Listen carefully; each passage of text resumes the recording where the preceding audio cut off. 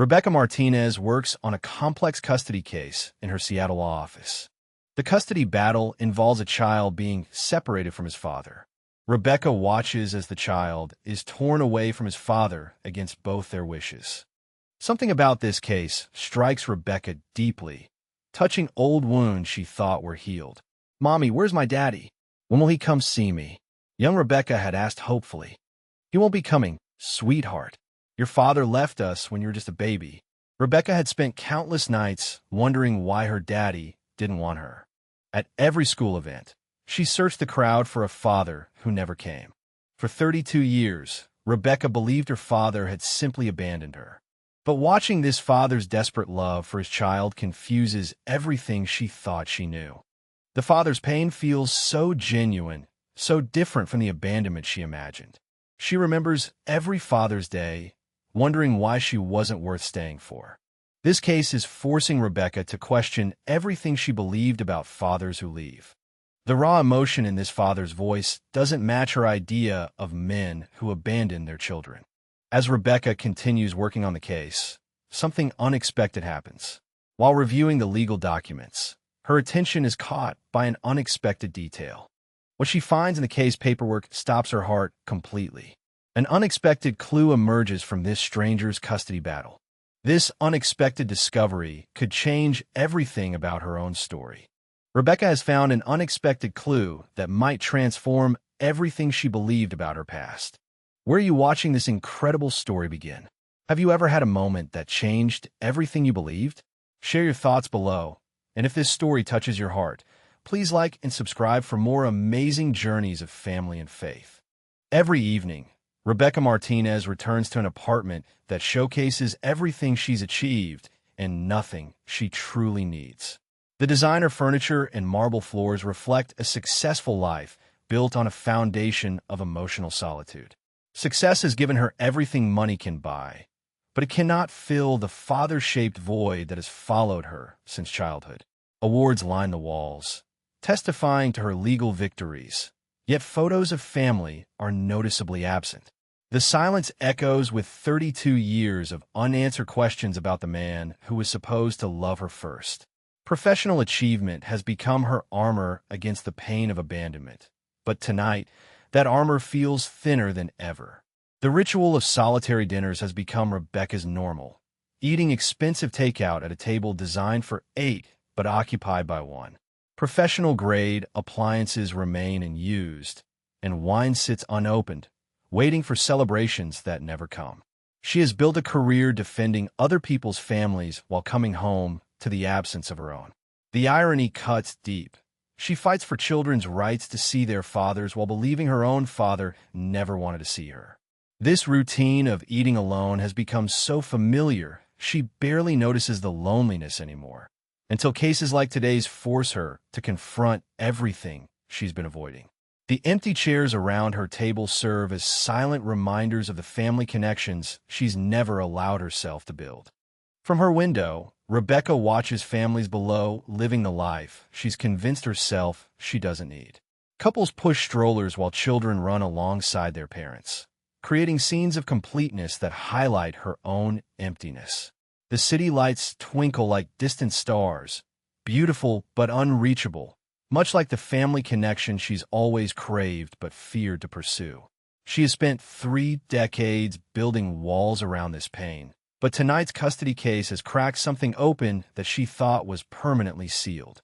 Her reflection in the window shows a successful woman who has achieved everything except the one thing money cannot buy: a sense of belonging.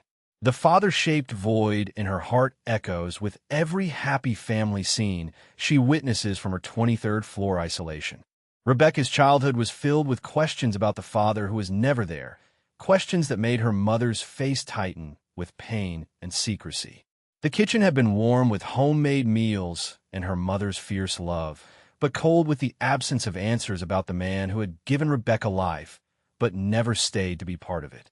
"Mommy, why don't I have a daddy like other kids?" young Rebecca would ask innocently. Even as a child, Rebecca sensed her mother was hiding something deeper, something too painful for young ears to understand. Linda would deflect these questions with extra hugs and reassurances, but Rebecca always felt the weight of what wasn't being said. Those conversations shaped her understanding of fathers as unreliable and family as something that could disappear without warning. The words that defined Rebecca's understanding of abandonment came from her mother's lips with painful certainty. "Your father wasn't reliable, sweetheart," Linda would say, her voice carrying years of hurt and disappointment. "He couldn't handle the responsibility of being a father. It's better this way, just you and me." Rebecca accepted these explanations without question, building her entire identity around being the daughter who wasn't worth staying for. Her mother would follow up these conversations by overcompensating with extra attention and treats, as if trying to fill the gap left by an absent father. Linda worked double shifts at the hospital to provide everything Rebecca needed, becoming both mother and father in their small family. But even her mother's fierce love couldn't completely erase the questions that lingered in young Rebecca's heart. Now, lying in her king-sized bed that feels too big for one person, Rebecca questions everything for the first time in decades. The custody case has cracked open something she thought was permanently sealed. How could she have never wondered about his side of the story? How could she have spent 32 years accepting her mother's words without investigation? The lawyer in her knows that every story has two sides, yet she'd never applied that principle to her own life. Tonight, the questions she's avoided for so long demand answers. Her mother's certainty had seemed like unshakable truth, but what if it was just one person's version of events? What if Linda's pain had colored the story in ways young Rebecca couldn't understand? Christmas mornings had always felt incomplete, despite her mother's desperate attempts to make them perfect. "We don't need anyone else, Rebecca. We have each other, and that's enough," Linda would say while watching her daughter open expensive gifts meant to fill the absence of a second parent. But Rebecca had always sensed something missing in those moments, an emptiness that no amount of presents could fill. Other families seemed to have an ease and completeness that theirs lacked, a harmony they could never quite achieve with just two voices. Linda's forced cheerfulness during holidays couldn't hide the sadness that crept in her eyes when she thought Rebecca wasn't looking. Rebecca pulls out a dusty photo album she rarely opens, searching through images of her childhood with fresh eyes. Every photo shows just her and her mother, two people trying to be a complete family. She notices now how her mother's smiles often seemed strained, especially in photos taken around Father's Day or during school events where other fathers were present. "We're stronger without him, Rebecca. We don't need anyone who doesn't want to be here," Linda had often said. But looking at these photos now, Rebecca wonders if her mother's fierce independence had been born from necessity or from something else entirely. The pictures tell a story of a woman trying to be enough for two parents and a little girl who learned early to pretend she didn't need what was missing. The annual father-daughter dance had always been torture, watching her classmates excitedly plan their special night while she pretended not to care. "You don't need some silly dance, sweetheart. We'll have our own special night instead," Linda would say when Rebecca brought home the flyers. But Rebecca would have given anything to have someone to dance with, someone who chose to be there because she was his daughter. She learned early to build walls around these disappointments, to pretend they didn't matter, but the empty space beside her during those events felt like a physical presence. Her mother's offers to take her place never felt right. It wouldn't have been the same as having the father who was supposed to love her enough to stay. As Rebecca stares at her reflection in the dark window, she realizes she has spent her entire adult life unconsciously protecting herself from the kind of abandonment she experienced as a child. She chose a career where she could be in control, where she could advocate for others who felt powerless.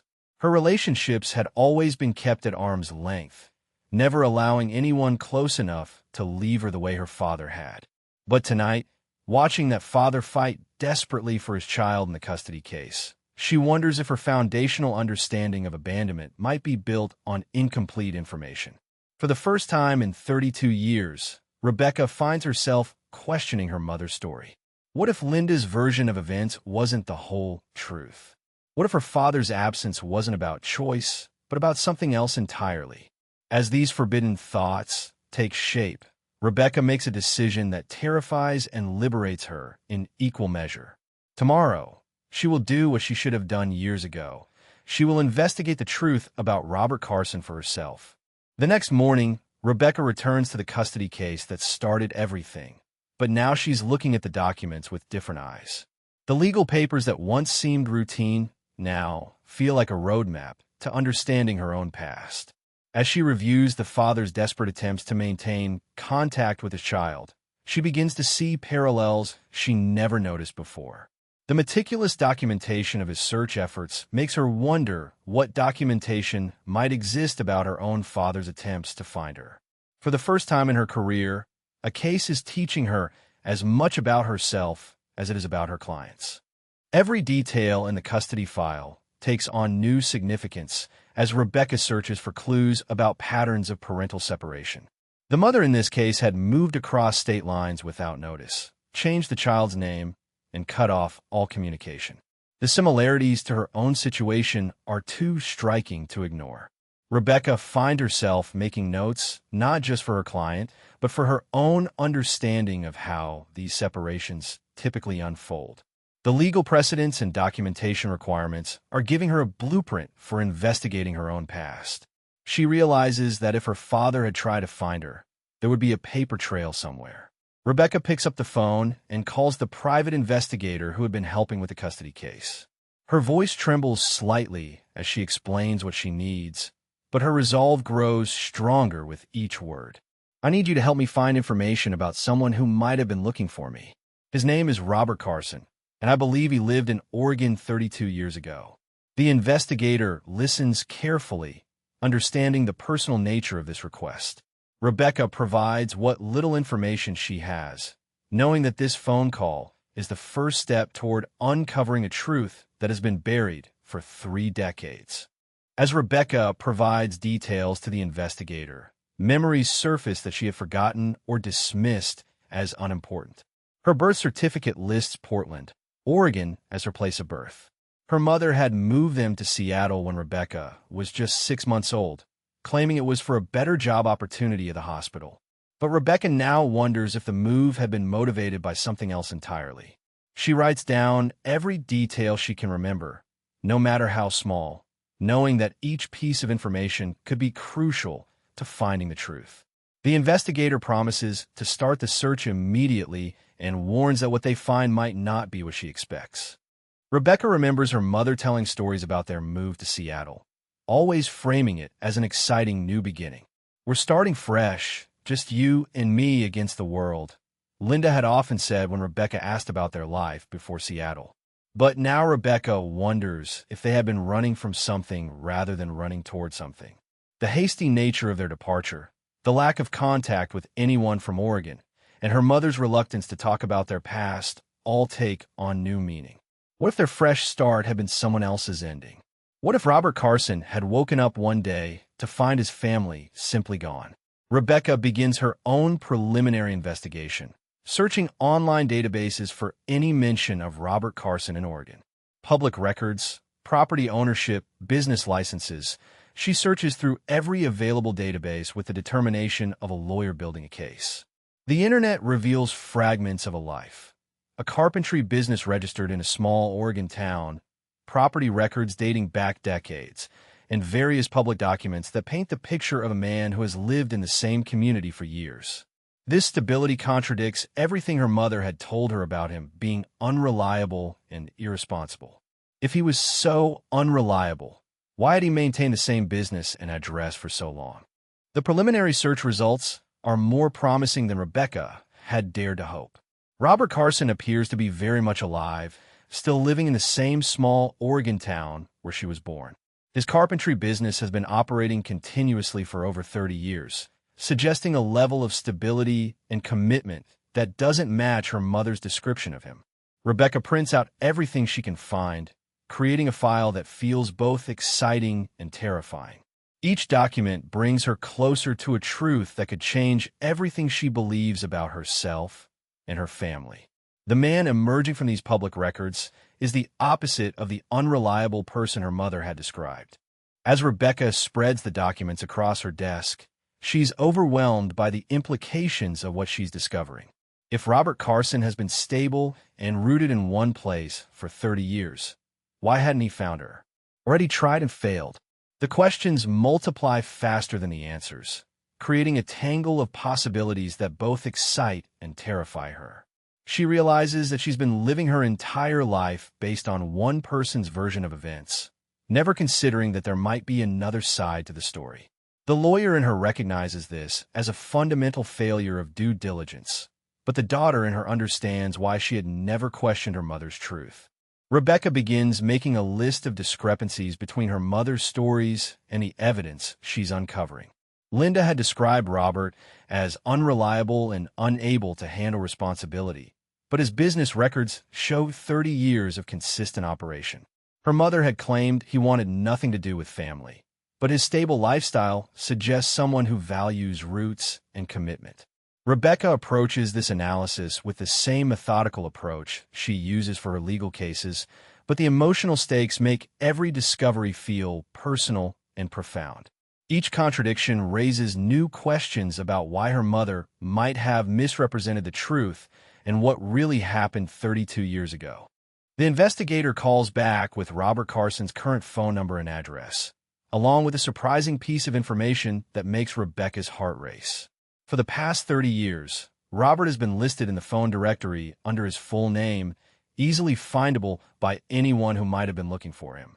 This revelation hits Rebecca like a physical blow. If her mother had wanted to help her find her father, it would have been simple. The phone number glows on her screen like a door to another life.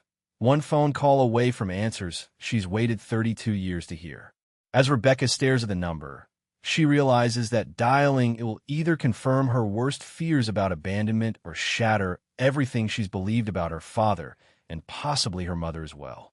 Meanwhile, in a small Oregon town 3 hours south of Seattle, Robert Carson begins another day in the workshop that has been his sanctuary for over 30 years. The smell of fresh wood shavings and the rhythm of his tools provide comfort in a life marked by an absence that never stops aching. His calloused hands move with practiced precision across the grain of oak and pine, crafting furniture with the same careful attention he once dreamed of giving to raising his daughter.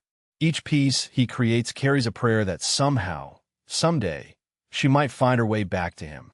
The workshop walls are lined with tools passed down from his father, but the space feels incomplete without the laughter of the child he lost.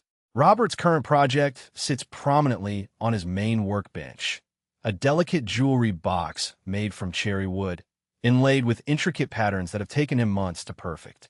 This isn't a commissioned piece. It's one of dozens of gifts he's crafted over the years for a daughter he's never been able to give them to.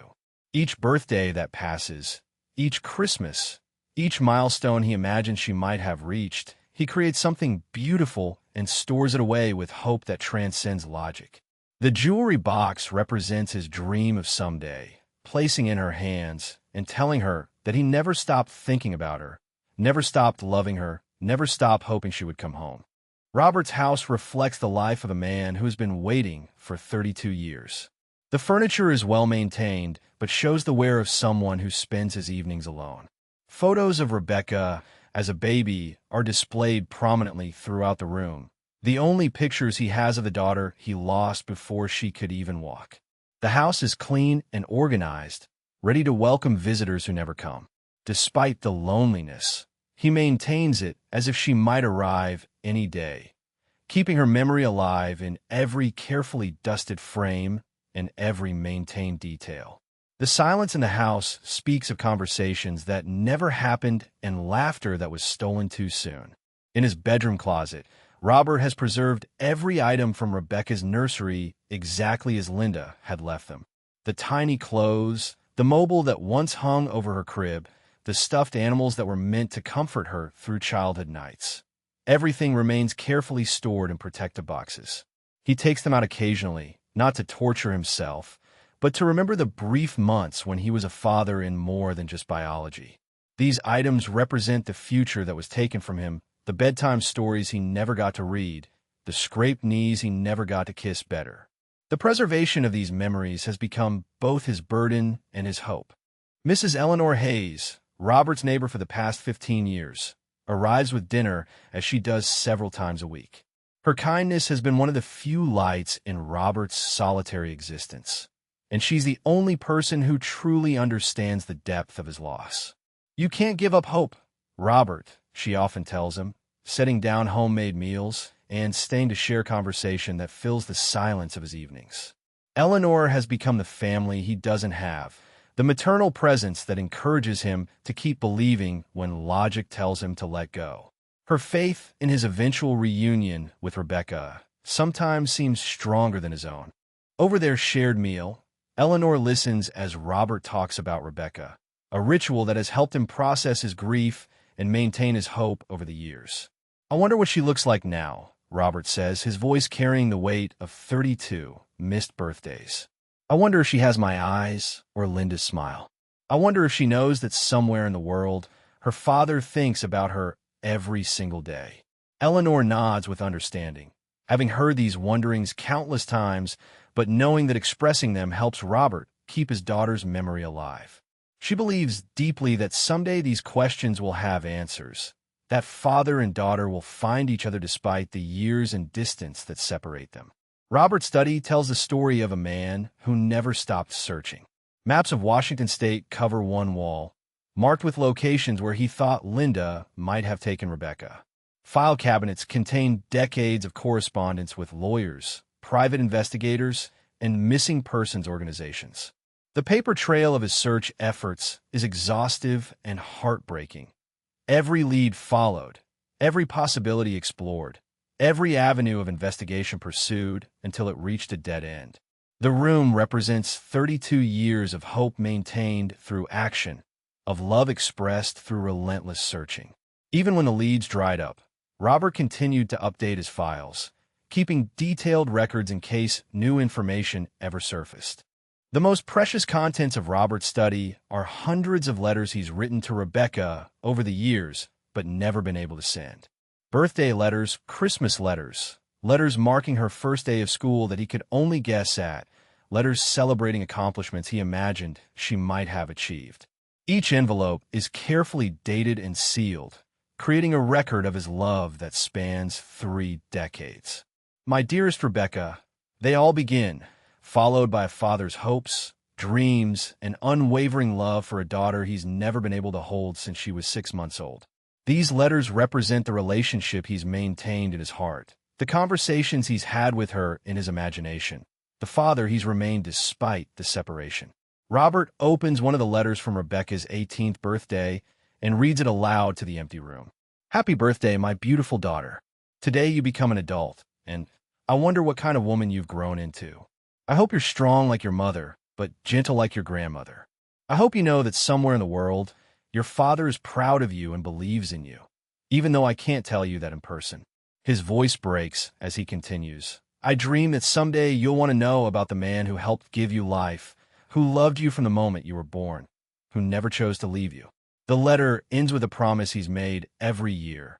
"I will never stop looking for you, and I will never stop loving you."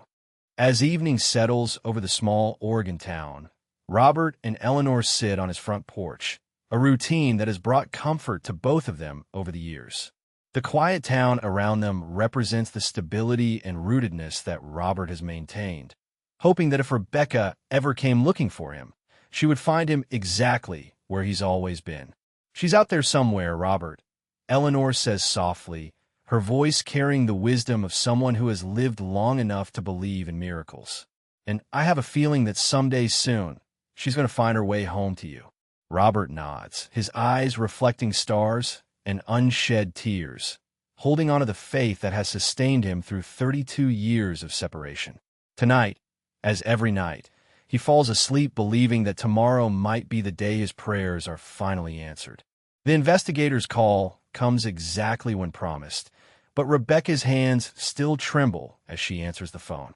She has spent a sleepless night preparing herself for this moment, alternating between hope and terror about what she might learn. The voice on the other end is professional but gentle, understanding the emotional weight of the information he's about to deliver.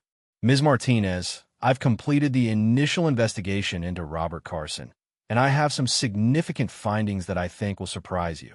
Rebecca's heart pounds as she grips the phone, knowing that the next few minutes will either confirm her worst fears about abandonment or completely shatter the foundation of everything she's believed about her family for 32 years. The investigator's words hit Rebecca like physical blows, each revelation more stunning than the last. Robert Carson had indeed tried to find them, spending thousands of dollars on legal fees and private investigators over the years. Court records show that Linda had moved without forwarding address, changed Rebecca's last name from Carson to Martinez, and had effectively disappeared from Oregon overnight. According to the documentation I found, your father filed missing person reports, hired multiple investigators, and even took out advertisements in newspapers across 3 states looking for you and your mother. Rebecca feels the room spinning as 32 years of carefully constructed beliefs crumble around her. The man she thought had abandoned her had actually been desperately searching for her. The investigator continues with details that make Rebecca's chest tighten with each word. Linda had not only moved them to Seattle, but had also changed their identities in ways that made them virtually impossible to trace. She had taken a job at a hospital under her maiden name, enrolled Rebecca in school under the new surname, and had created an entirely new life that erased all connections to Robert Carson. Your mother was very thorough in making sure you couldn't be found, the investigator explains gently. She changed everything that could link you back to your father or your life in Oregon. Rebecca realizes that what she had been told was a fresh start for better opportunities was actually an elaborate escape plan designed to separate her from her father permanently. The most devastating revelation comes when the investigator explains that Robert never stopped looking. Ms. Martinez, your father renewed his missing person reports every year until you turned 18.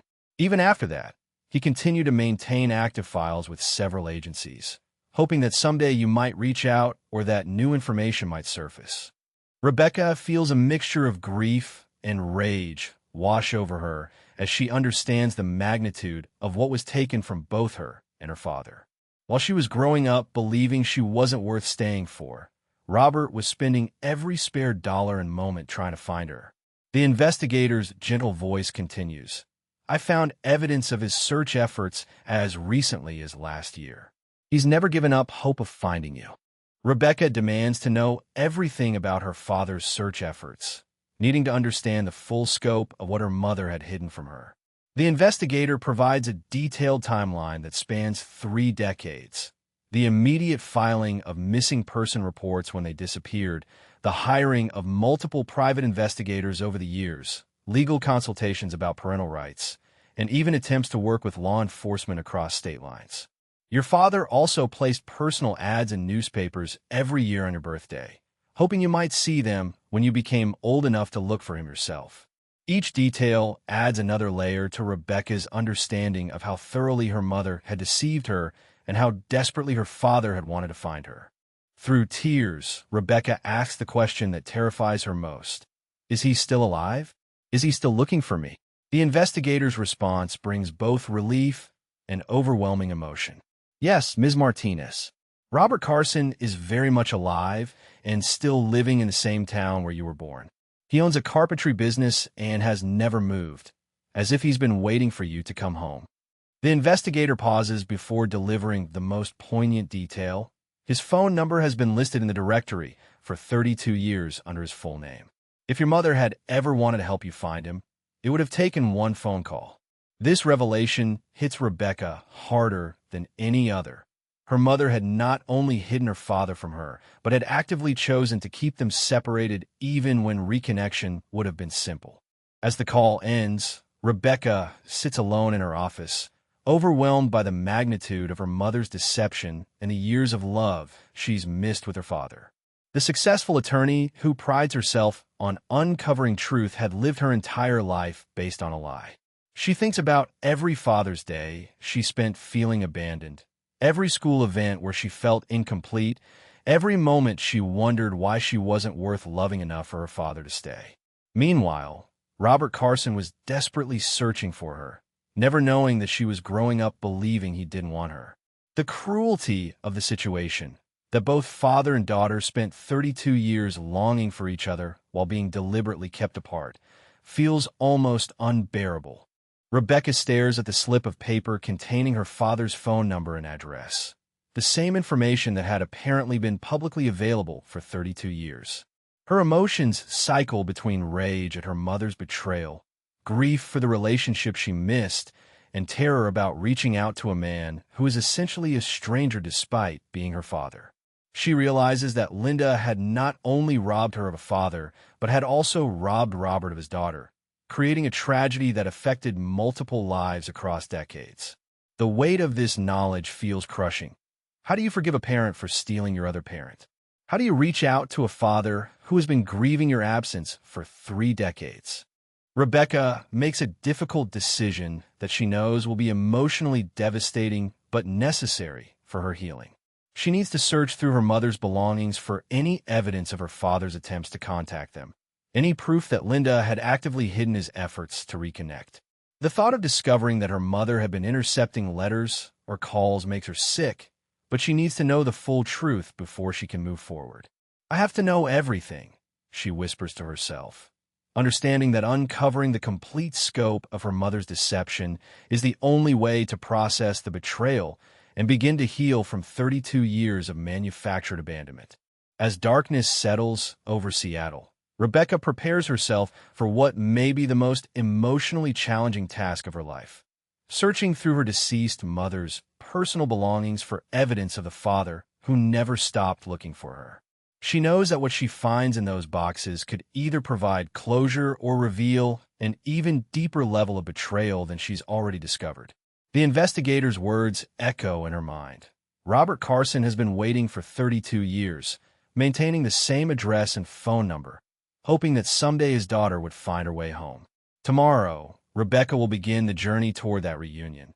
But first, she must uncover every piece of the truth that her mother buried.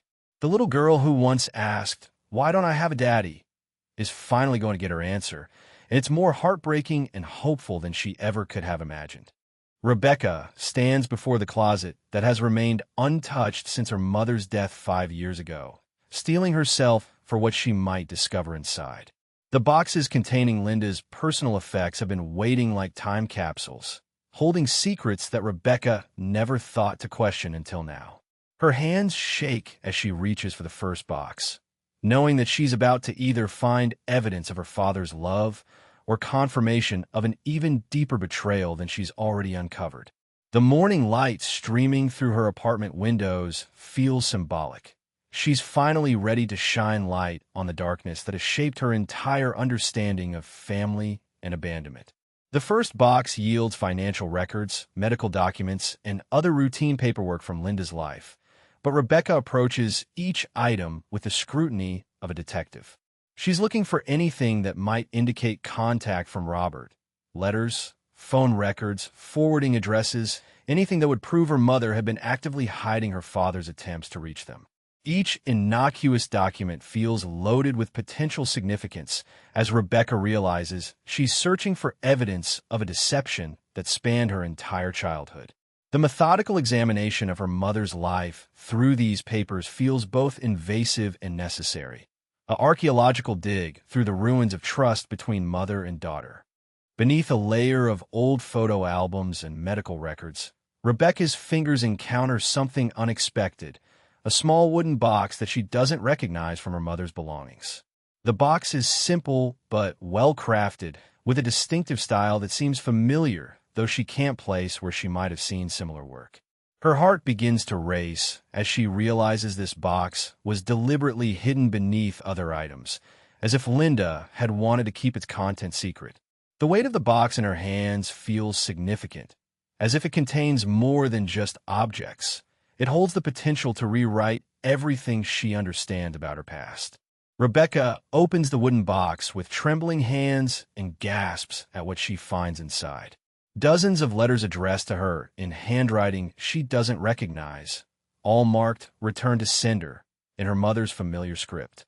Photographs of her as a baby with a man she's never seen before, a man with kind eyes and gentle hands holding her with obvious love and pride. The return addresses on the letters all show the same name, Robert Carson, with addresses in Oregon spanning several decades. Rebecca realizes she's holding 32 years of her father's love that her mother had intercepted and hidden, a treasure trove of the relationship that was stolen from both of them.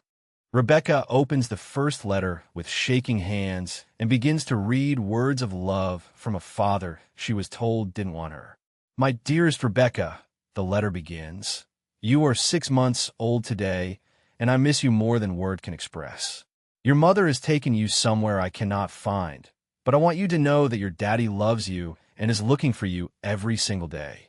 The letters span years, marking birthdays, holidays, and milestones that Robert could only imagine from a distance. Each letter is filled with a father's dreams for his daughter, his hopes for her future, and his unwavering belief that someday they would be reunited. Reading these words feels like receiving 32 years of love all at once, overwhelming and healing simultaneously. The photographs tell a story that contradicts everything Linda had ever said about Robert's relationship with Rebecca. Picture after picture shows a young man holding his baby daughter with obvious adoration, his face glowing with pride and love. In one photo, Robert is feeding Rebecca a bottle, his expression so tender and focused that it's clear this is a man who cherished every moment with his child. Another shows him asleep in a chair with baby Rebecca sleeping peacefully on his chest, both of them looking completely at peace with each other. These images prove that Robert had not only wanted to be a father, but had been actively, lovingly involved in Rebecca's care during those first 6 months of her life. As Rebecca continues through the box, she finds even more damning evidence of her mother's deception. Phone records showing dozens of calls from Oregon numbers that Linda had never mentioned. Legal documents indicating that Robert had tried to establish visitation rights and had been pursuing legal avenues to maintain contact with his daughter. Return receipts for certified letters that prove Linda had been actively receiving and rejecting her father's attempts to communicate. Each piece of evidence adds another layer to Rebecca's understanding of how systematically her mother had worked to erase Robert from their lives. The scope of the deception is breathtaking in its thoroughness and devastating in its cruelty. Rebecca holds a photograph of herself as a baby in Robert's arms and speaks to her mother's memory with a mixture of grief and rage. "How could you do this to us, Mom? How could you take away my father and let me believe he didn't want me?" The weight of 32 years of unnecessary pain feels crushing as Rebecca realizes that every moment she spent feeling abandoned was manufactured by the person who was supposed to protect her. She thinks about all the times Linda had comforted her about her father's absence while knowing that he was desperately trying to find them. The betrayal feels deeper than abandonment. It's the systematic destruction of a father-daughter relationship by someone Rebecca trusted completely. The most devastating discovery comes in the form of a letter dated just months before Linda's death. One that was never sent, but was clearly intended for Rebecca. In Linda's handwriting, the letter begins, "My dearest Rebecca, I'm dying, and I need to tell you the truth about your father. Robert Carson is a good man who loved you more than life itself. I took you away not because he was unreliable, but because I was scared and proud and too stubborn to admit I had made a terrible mistake." The letter goes on to detail Linda's regret and her cowardice in never correcting the lies she had told. Reading her mother's confession of guilt and remorse adds another layer of complexity to Rebecca's grief. Even Linda had known she was wrong, but had died without finding the courage to make it right. As evening settles over her apartment, Rebecca sits surrounded by the evidence of her father's unwavering love and her mother's systematic deception.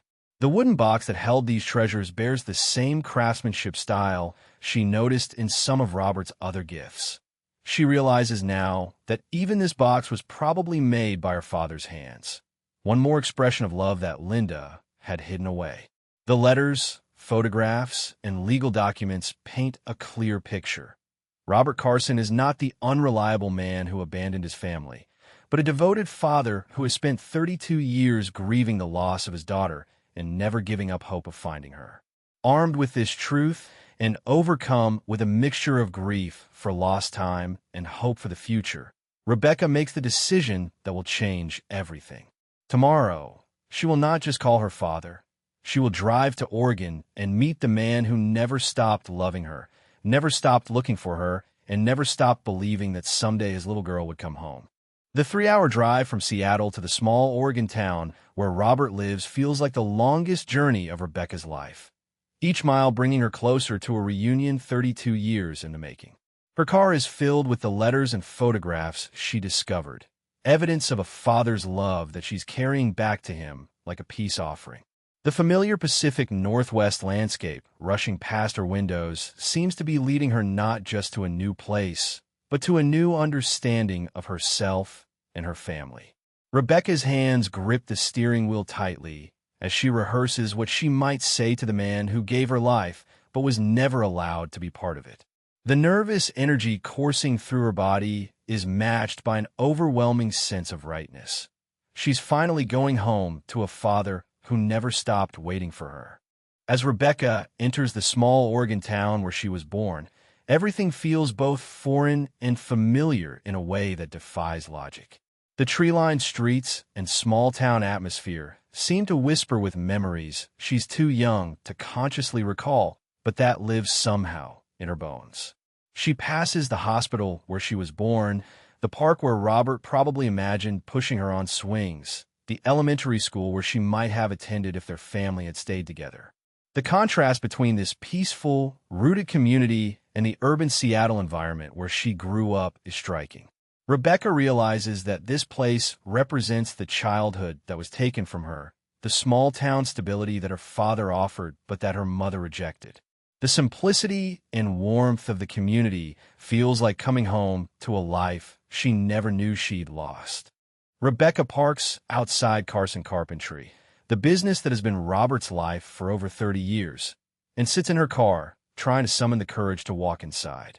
Through the windows, she can see the workshop where her father has spent decades crafting beautiful things with his hands, the same hands that once held her as a baby. The smell of sawdust and wood stain drifts through her partially open window, and she finds it oddly comforting, as if some part of her remembers this scent from her earliest days. Her heart pounds with a mixture of anticipation and terror as she realizes that in a few moments, she will meet the man who has been a stranger for 32 years, but who has loved her every single day of that time.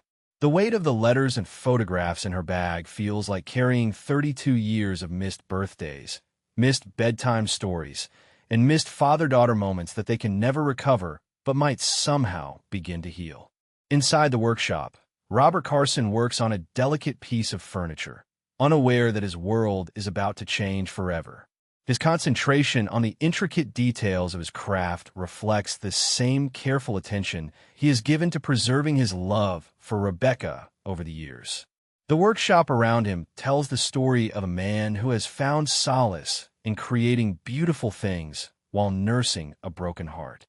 Tools hang in organized precision on the walls, and completed projects showcase the skill he has developed during his years of waiting. The space feels warm and welcoming, filled with the evidence of honest work and patient craftsmanship. Robert pauses occasionally to wipe sweat from his brow, his movements showing the wear of years, but also the strength that comes from never giving up hope.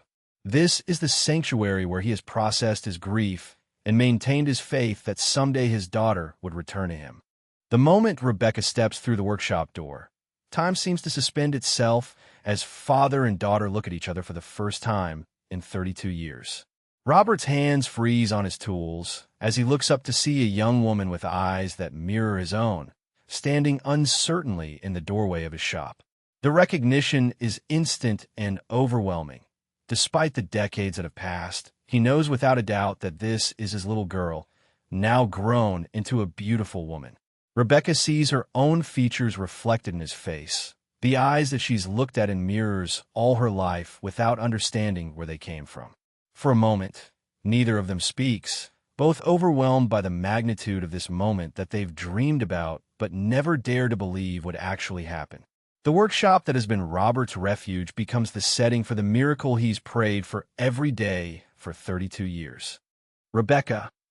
Robert's voice breaks as he says her name, the word carrying the weight of 32 years of longing and love. His calloused hands tremble as he sets down his tools and takes a hesitant step toward the daughter he thought he might never see again. Rebecca nods, tears streaming down her face as she whispers, "Dad?" The single word hangs in the air between them, healing a wound that has been bleeding for decades. They move toward each other slowly, both afraid that this might be a dream that could shatter if they move too quickly. When they finally embrace, it's with the desperate intensity of two people who have been separated by an ocean of time and lies, but whose love has remained constant across the years.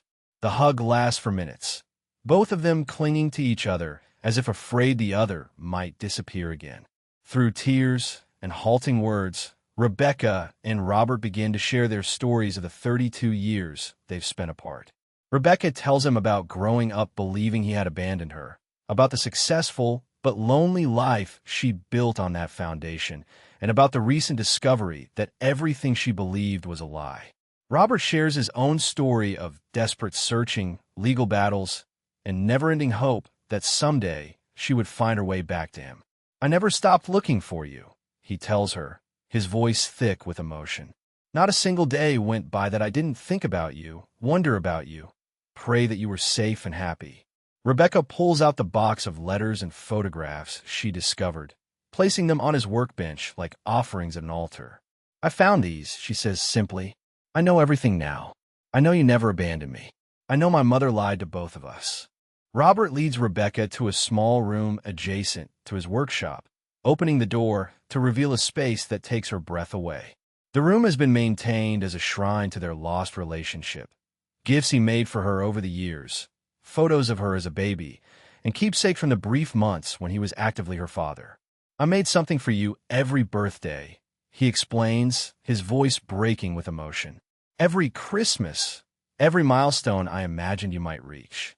I kept hoping that someday I'd be able to give them to you." Rebecca moves through the room in wonder, touching wooden toys carved with incredible skill, jewelry boxes inlaid with intricate patterns, and even a rocking chair size for the adult woman she became. Each item represents a father's love expressed in wood and time, years of devotion channeled into creating beautiful things for a daughter he couldn't hold but refused to forget. As afternoon light filters through the workshop windows, Rebecca and Robert sit together reading through the hundreds of letters he wrote but could never send. Each letter chronicles a father's love across the decades, documenting holidays he spent thinking about her, birthdays he celebrated alone, and dreams he held for her future. "Listen to this one," Rebecca says, her voice trembling as she reads aloud from a letter written on her 16th birthday. "My beautiful daughter, today you can drive a car, and I hope someone taught you to be careful and confident behind the wheel. I wonder if you have your mother's cautious nature or if you inherited my sense of adventure. I dream of teaching you to drive stick shift in my old truck, but I know someone else had that privilege." The letters reveal not just a father's love, but his deep understanding that other people were filling the roles he longed to fill, and his gracious acceptance of that reality while maintaining hope for his own place in her life. As evening approaches and their first day together draws to a close, Rebecca and Robert acknowledge the magnitude of what they've lost while embracing the miracle of what they've found. "We can't get back the 32 years that were stolen from us," Rebecca says, her hand resting on her father's calloused palm. "But we can start from here. We can build something new." Robert nods, his eyes shining with tears of joy and grief intermingled. "I've waited my whole adult life for this day," he tells her. "I never dared to hope it would be this beautiful, this healing. You're everything I dreamed you would become, and more." They make plans for Rebecca to stay in town for several days, to begin the slow process of rebuilding a relationship that was severed before either of them had a choice in the matter. As the sun sets over the small Oregon town, father and daughter stand together in the workshop that has been Robert's refuge, no longer alone, no longer separated by lies, finally beginning the relationship that should have been theirs all along. The next morning, Rebecca returns to her father's workshop with a sense of belonging she's never felt anywhere else. The sawdust-scented air and the gentle sounds of Robert preparing for his day feel like coming home to a life she should have always known.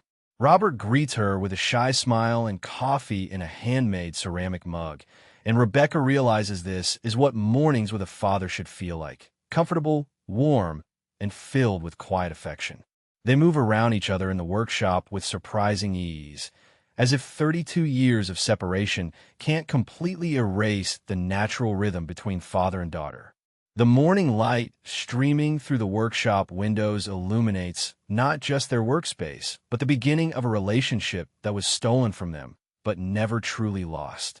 Robert begins teaching Rebecca the fundamentals of woodworking, starting with simple techniques that he had dreamed of sharing with her since she was a child.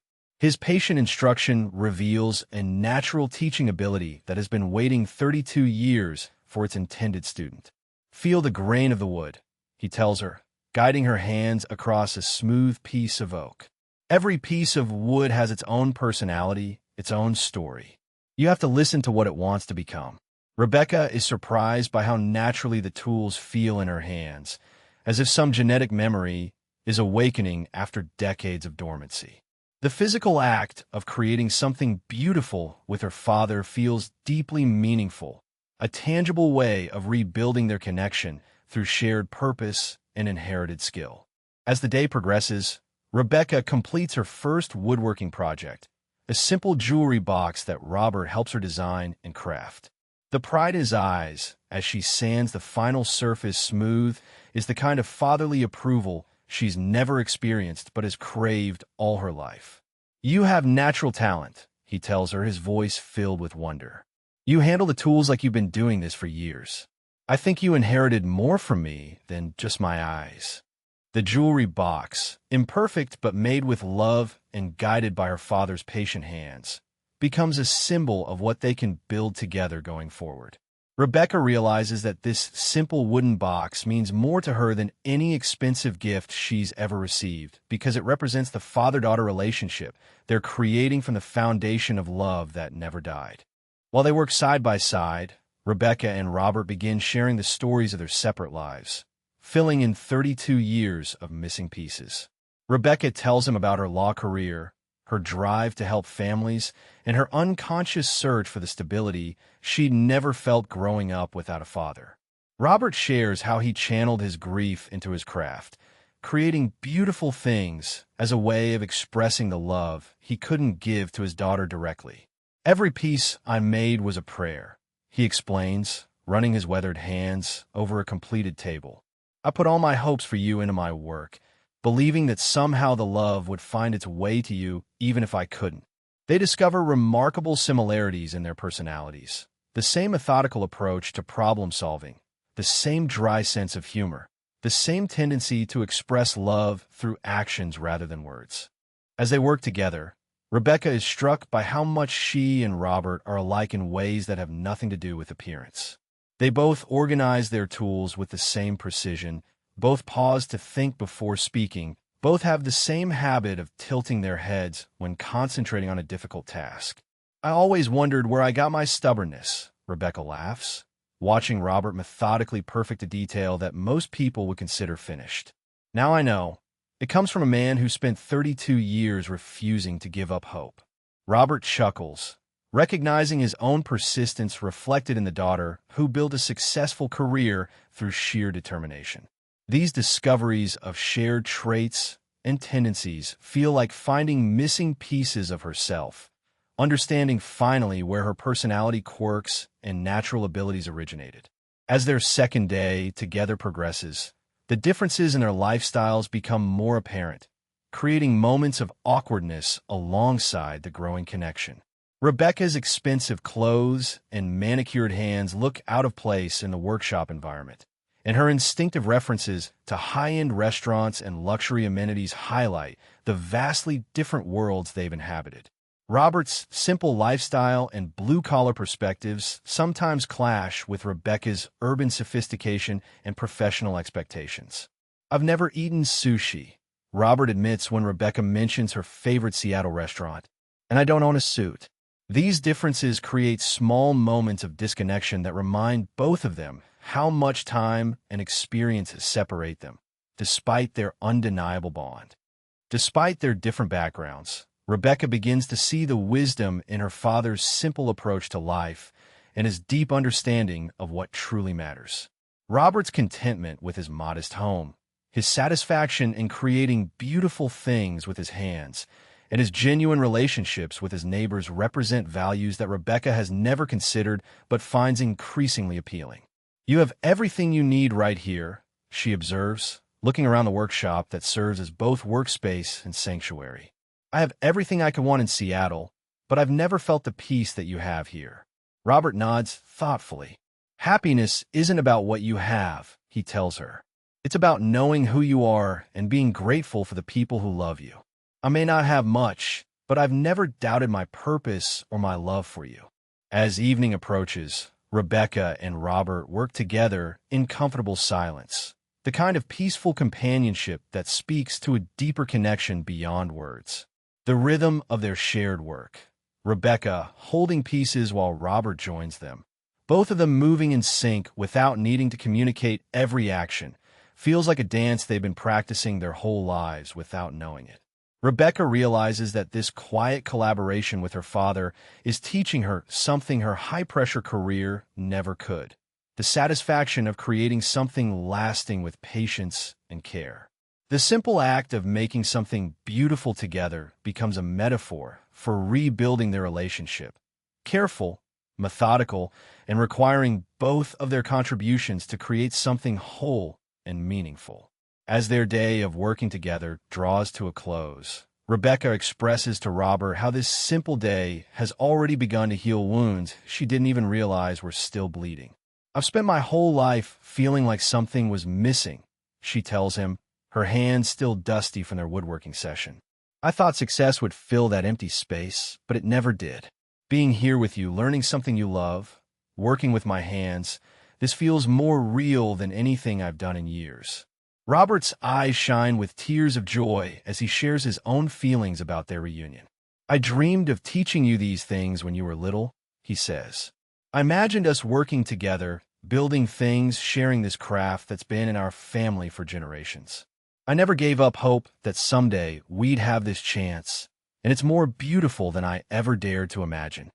As the sun sets on their second day together, Rebecca and Robert make tentative plans for future visits while acknowledging the significant barriers they still need to overcome.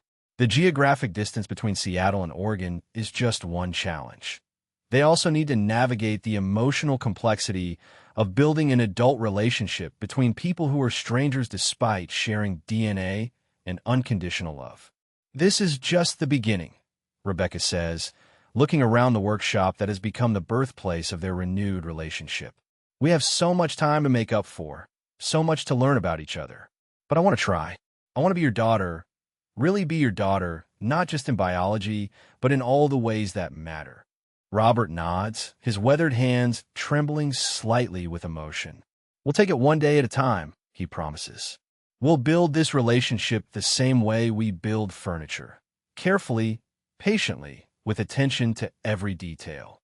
And just like the wood we work with, we'll let it become what it's meant to be naturally, without forcing it." As they clean up the workshop together, both of them know that tomorrow will bring new challenges to their budding relationship, but tonight they're content to have found each other and to have begun the slow, beautiful process of becoming father and daughter again. The first signs of tension appear when Rebecca and Robert go to breakfast at the local diner, and Rebecca becomes acutely aware of how much she stands out in this small community. Her designer clothes, expensive handbag, and sophisticated appearance draw curious stares from the locals who have known Robert for decades, but have never seen his mysterious daughter. The contrast between her polished urban presentation and the simple, honest atmosphere of the diner makes Rebecca feel like an outsider in her father's world. She notices how easily Robert fits into this environment, greeting neighbors by name and sharing comfortable small talk about local events that mean nothing to her. For the first time since their reunion, Rebecca questions whether she truly belongs in her father's life or if she's just a privileged visitor slumming it in small-town America. Rebecca's discomfort grows as she observes the easy camaraderie between Robert and his neighbors, realizing that she has no frame of reference for this kind of genuine community connection. When a waitress mentions that Robert helped repair her front porch for free, or when a local farmer thanks him for crafting a custom gate, Rebecca sees a side of her father's life that highlights how different their values and daily experiences have become. She fumbles when trying to join conversations about local issues, accidentally revealing her ignorance about rural life and small-town concerns. The $5 breakfast that Robert considers a treat costs less than Rebecca typically spends on coffee, and she struggles not to feel superior while simultaneously feeling like an outsider. The warmth and authenticity of the community that surrounds her father makes her own urban lifestyle feel shallow and disconnected by comparison. As they walk through the town, Rebecca makes several thoughtless comments that reveal her unconscious prejudices about small-town life and inadvertently insult the community that Robert loves. "Don't you ever feel trapped here?" she asks, looking around at the modest homes and local businesses. "I mean, there's only one restaurant, one grocery store. How do you find intellectual stimulation or cultural opportunities?" Robert's face tightens with hurt as he realizes that his daughter sees his chosen life as limited and somehow inferior to her urban existence. Rebecca continues without noticing his reaction, "I just can't imagine being satisfied with such a simple life. Don't you want more than this?" Her words cut deeply because they dismiss not just his lifestyle, but the community that has been his family for 32 years, the people who supported him through his darkest times when she wasn't there. That evening in Robert's modest home, the tension between their different worldviews becomes impossible to ignore. Rebecca's casual mention of her expensive apartment rent exceeds Robert's monthly income, and her stories about client dinners at restaurants where a single meal costs more than his weekly grocery budget create an uncomfortable awareness of their economic disparity.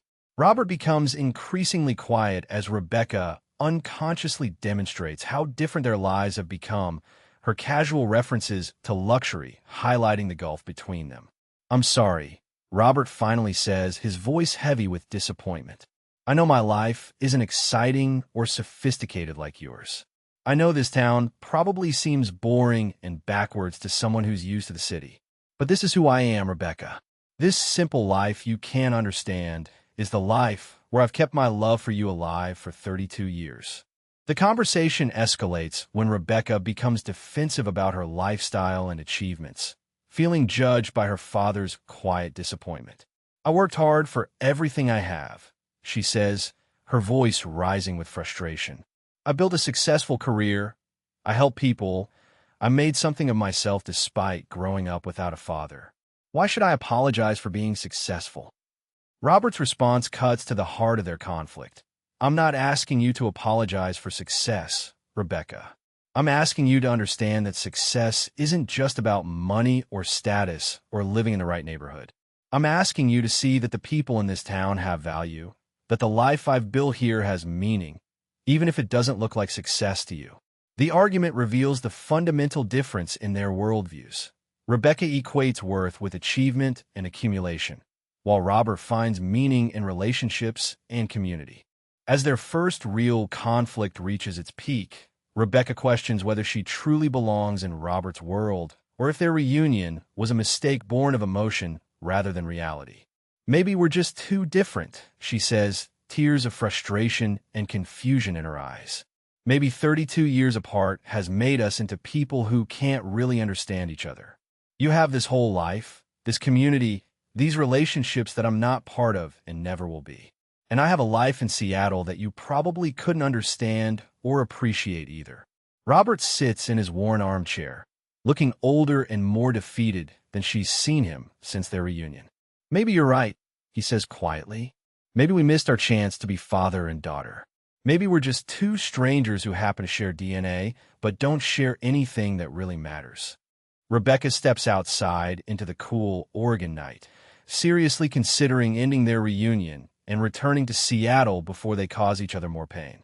The quiet streets of the small town feel suffocating now rather than charming, and she questions whether she made a terrible mistake in coming here. Her phone buzzes with work emails and messages from her urban life, reminding her of the world where she knows how to be successful and confident. The contrast between the complexity of her professional life and the apparent simplicity of her father's existence makes her wonder if they're simply too different to bridge the gap that 32 years has created. Standing alone under the streetlights of the town where she was born but never belonged, Rebecca faces the devastating possibility that finding her father might not be the healing she hoped for, but rather proof that some relationships are irretrievably broken by time and circumstance.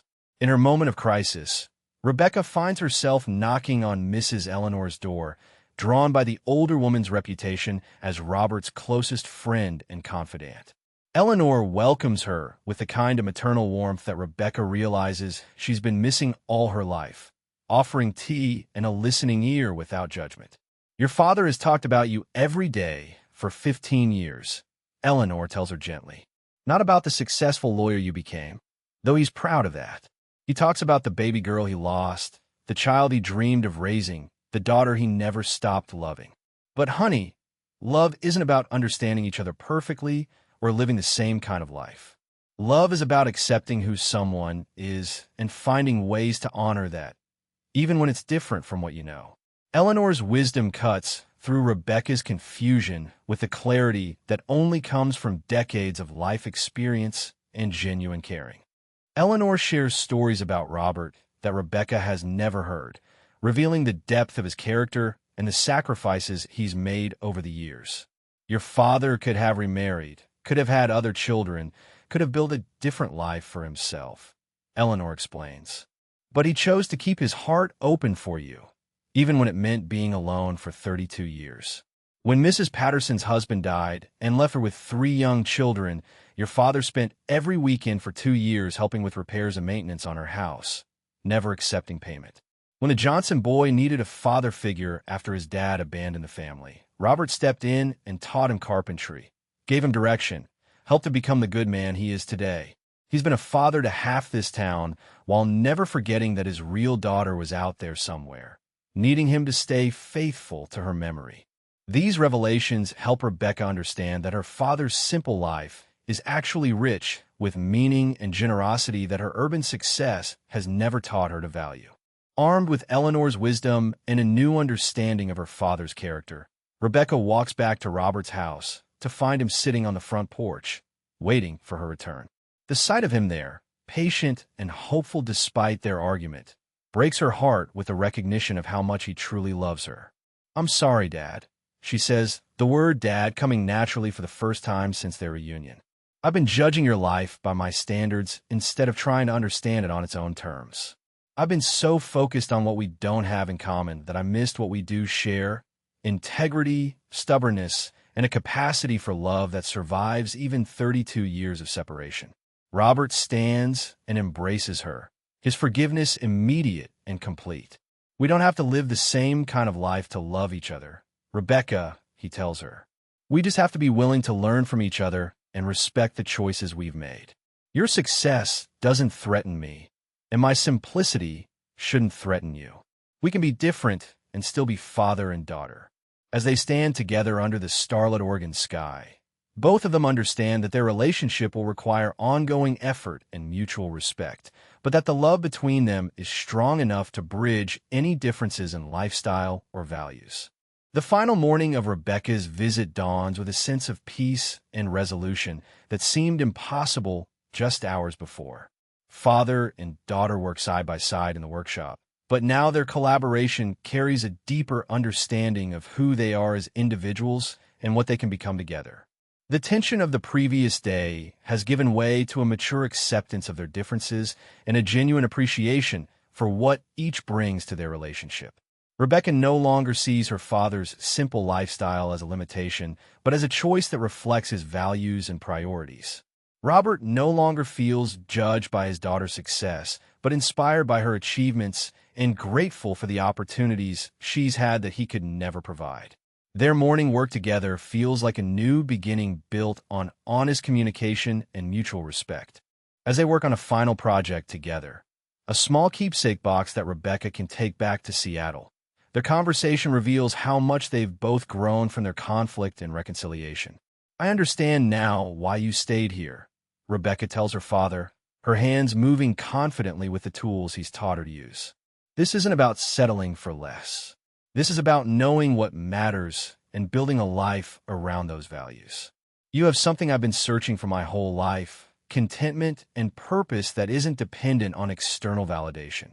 Robert nods, his weathered hands guiding hers as they work together. Success isn't about how much you accumulate or how high you climb, he replies. It's about how much love you give and receive, how many lives you touch in positive ways, and whether you can look at yourself in the mirror and feel proud of the person you've become. By those measures, Rebecca, you're already more successful than you know. As Rebecca prepares to return to Seattle, she and Robert make concrete plans for maintaining their relationship across the geographical distance that separates them. They schedule regular visits. Rebecca will come to Oregon once a month, and Robert will visit Seattle to see her world and understand the life she's built there. I want to see your apartment, meet your colleagues, understand what drives you in your work, Robert tells her. And I want you to really know this place, this community, the people who've been my family while I waited for you to come home. They plan projects they can work on together during visits, ways to blend their different worlds, and strategies for building the father-daughter relationship they both want despite the practical challenges of distance and different lifestyles. Rebecca and Robert spend time creating new traditions that will bind them together as father and daughter, rituals that acknowledge both the time they've lost and the future they're building. They decide that Robert will make something special for Rebecca every Christmas and birthday, not to make up for the missed years, but to celebrate the years they have ahead. Rebecca commits to learning traditional carpentry techniques so they can work on projects together, and Robert agrees to visit Seattle for her birthday so he can see her in her professional environment. We can't recreate the childhood we missed, Rebecca says, but we can create an adult relationship that honors both who we are now and who we might have been if we'd never been separated. These new traditions feel sacred, a way of weaving their separate lives into a shared story going forward. In a moment that brings their reunion full circle, Robert presents Rebecca with the most precious gift he's ever made, a delicate wooden necklace he carved when she was born, inlaid with her birthstone and designed to grow more beautiful with age and wear. I made this for you on the day you were born, he explains, his voice thick with emotion. I plan to give it to you on your 16th birthday, and then on your 18th, and then on your wedding day. I've carried it with me every day for 32 years, waiting for the moment when I could put it around your neck and tell you how much your father loves you. As Robert fastens the necklace around Rebecca's neck, both of them are overwhelmed by the symbolic weight of the moment. This gift represents not just his love, but his unwavering faith that someday they would be reunited. The most healing moment of their entire reunion comes when Rebecca, overwhelmed by the gift and everything it represents, looks in her father's eyes and whispers, "Thank you, Papai." The word slips out naturally, and both of them freeze as they realize the significance of this moment. For 32 years, Rebecca has never called anyone dad, or father, or Papai. The relationship that makes those words meaningful simply didn't exist in her life. Robert's eyes fill with tears as he hears his daughter call him by the name he's dreamed of hearing since the day she was born. "Say it again," he whispers, his voice breaking with joy. "Papai," Rebecca repeats, and this time the word carries not just recognition of their biological relationship, but genuine affection and the beginning of the emotional bond they're building together. As Rebecca packs her belongings for the return trip to Seattle, both she and Robert acknowledge how much they've changed in just a few days together. Rebecca is taking home more than just the physical gifts Robert has given her. She's carrying a new understanding of what family means, what success looks like, and what kinds of values she wants to prioritize in her own life. "I came here as a successful lawyer who had everything figured out," she reflects. "But I'm leaving as a daughter who's just beginning to understand what that means. I thought I was complete before, but I was just well defended. There's a difference." Robert helps her pack the wooden items they've made together, each piece representing a step in rebuilding their relationship. "You're not the same person who walked into my workshop 3 days ago," he observes. "And neither am I. We're both different because we're finally father and daughter again." The goodbye embrace between Rebecca and Robert carries none of the desperate clinging of their first reunion, but instead the confident affection of two people who know they have a future together. "This isn't goodbye," Rebecca tells her father as they stand beside her car. "This is see you soon. This is the beginning of the rest of our lives as father and daughter." Robert nods, his hands resting on her shoulders as he looks into eyes that mirror his own. "I waited 32 years for you to come home," he says. "Now I know you'll keep coming home, and I'll keep being here when you do. We have time now, Rebecca. We have all the time in the world to be the family we were always meant to be." Their goodbye is bittersweet, but hopeful, filled with concrete plans and genuine confidence that their relationship will continue to grow and deepen. As Rebecca drives away from the small Oregon town, she carries with her a completely transformed understanding of family, success, and what makes life meaningful. The woman leaving is fundamentally different from the one who arrived. No longer the abandoned daughter, but the beloved child of a father who never stopped loving her. Her perspective on her own life has shifted dramatically. The expensive apartment and high-pressure career that once defined her success now feel less important than the relationships and values she wants to cultivate. The wooden necklace around her neck serves as a constant reminder that she is loved unconditionally, that somewhere in the world she has a father who treasures her not for her achievements, but simply for being his daughter. Rebecca Martinez is driving back to Seattle, but she's also driving toward a future where she's no longer emotionally orphaned but grounded in the love of family. Months later, Rebecca's once sterile Seattle apartment has been transformed by the presence of her father's love. Handmade wooden furniture crafted by Robert's hands fills the space with warmth and meaning that no designer pieces could provide. Photos of father and daughter working together in the workshop sit prominently on her desk, and the wooden necklace has become her most treasured possession.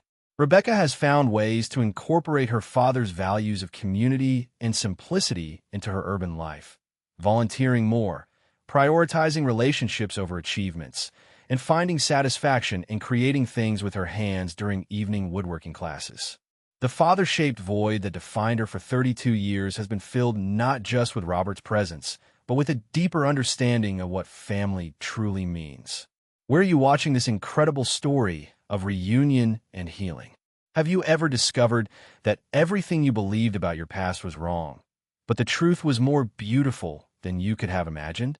Share your thoughts about family, forgiveness, and the power of never giving up hope. If this story has touched your heart and reminded you of the importance of family connections, please like this video and subscribe to our channel for more amazing stories of faith, family, and the miracles that happen when love refuses to give up.